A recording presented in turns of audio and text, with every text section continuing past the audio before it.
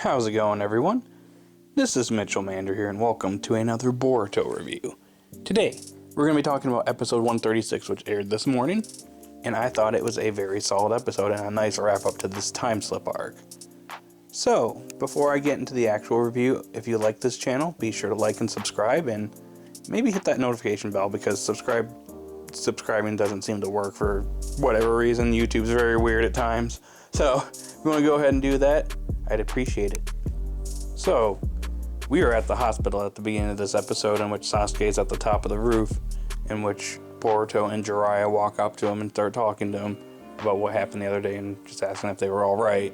And that's when Sakura shows up and demands to know from Sasuke about the letter that he dropped, and puts him on the spot why he knows Sasuke and why he know her name. And this was actually a very funny scene in which Jiraiya steps in and says, yep, they're fans of mine. And he gives like this whole big speech about how they've sought him out and everybody that they know. And then Sasuke's put on the spot right here. They're like, is that true, Sasuke? And he's just like, clenches his fist and he's like, yeah, it's true. I just loved it so much. I just had to go out and research everybody that Jiraiya knows. And little Sakura thinks it's all creepy and she walks away. So this was a very funny scene. I love this scene so much. Now, as Boruto and Sasuke are ready to head back to their time period, young Naruto and Jiraiya show up, and Naruto gives Boruto a parting gift. And that's when Jiraiya takes Sasuke aside, and he, you can just tell the entire time he knew who they were. But he wouldn't outright say it besides that one point. So basically he asked Sasuke if he has the jutsu that will erase memories, as they know that there's stuff that they're not supposed to know. And he says yes, so he brings Naruto with him, and Sasuke reveals the Sharingan and erases their memories right then and there. And as they take off, Hinata and Neji show up, and with their memories erased, they don't know exactly what's going on, and it reveals that Neji and Hinata are confused too. And they're talking about, wasn't there somebody you were with? And so I thought that was pretty neat. I kind of figured that Sasuke would probably erase everyone's memories. And it looks like he erased everybody's memories that was connected to these events. As at the beginning of the episode, we had Ino, Shikamaru, Choji, Kiba, and Shino were walking away from the hospital, and they were talking about how Naruto, they were called over because there was some big threat, but it turned out that it was just the two boys training with Jiraiya, or just him training with Jiraiya. So it's kind of, the implication here is that he most likely erased their memories like early on, and we just didn't see it. It was all off screen, but yeah, it kind of makes sense that Sasuke would need to erase everyone's memories because they knew way too much. Though there was one person that they didn't erase memories from. So more on that in a second. So as they're heading back to their time, they talk to that turtle that, I forget its name now, but the turtle that sends them back to the future. And he basically talks about how he was out of chakra. It turns out that he actually got some extra chakra thanks to Naruto, which was pretty interesting. But it's funny because like Boruto asks, like, what are you going to do after this? And he's like, well, I'm just a tool. And then, after talking with Boruto, he says, well, you know what? I'm going to go off on my own journey. I thought that was a little strange. It's kind of more of a convenient excuse to get rid of this thing that can, take them through time, but whatever.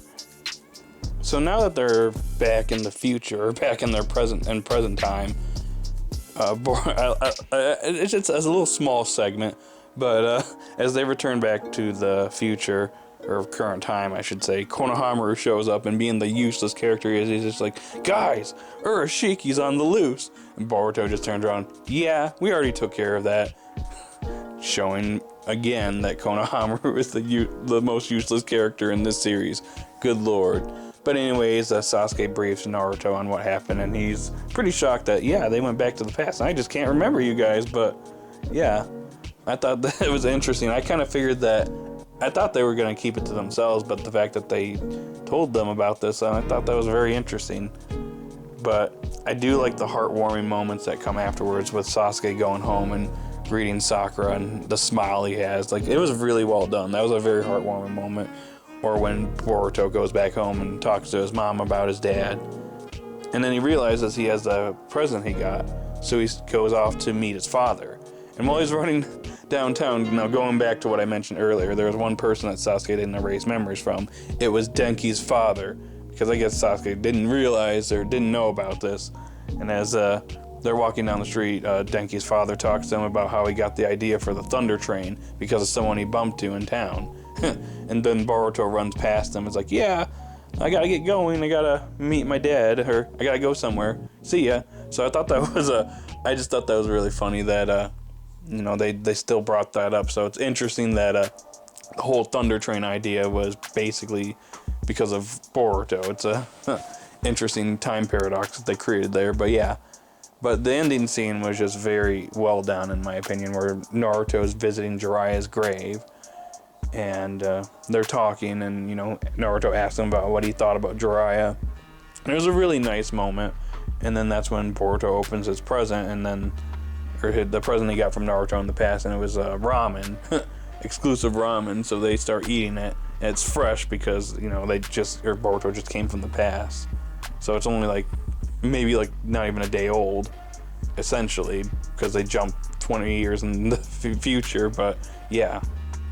And then just to wrap it up, I do like the fact that they left one of the ramen bowls at Jiraiya's grave, and it was a really touching moment, man.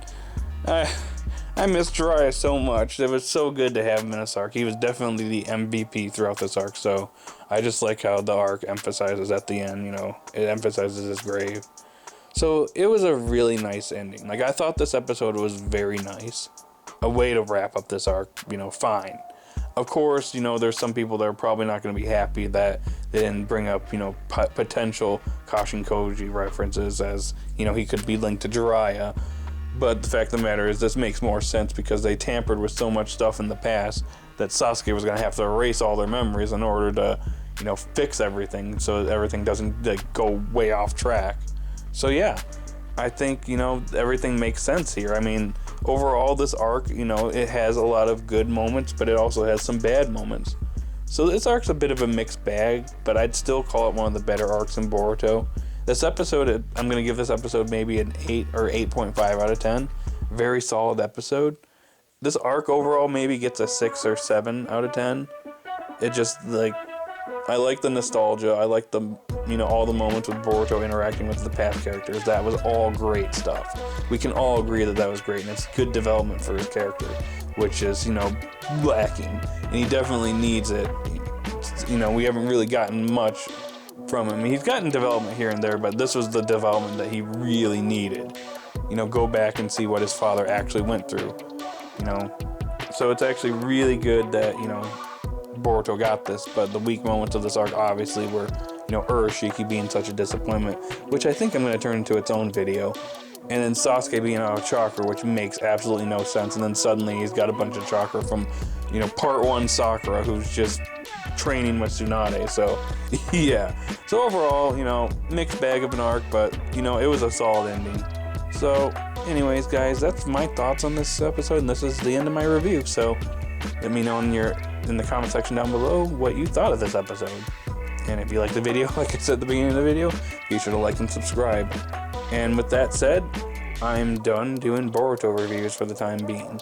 I will pick the series back up. Well, not pick the series. I'm going to still watch it, but I will pick up reviews when we start doing actual, you know, either novel, once they adapt the next novel, or they adapt, you know, the manga in the future, which is probably coming up soon. But anywho, that's all I got for now. So until next time, I will talk to you all later.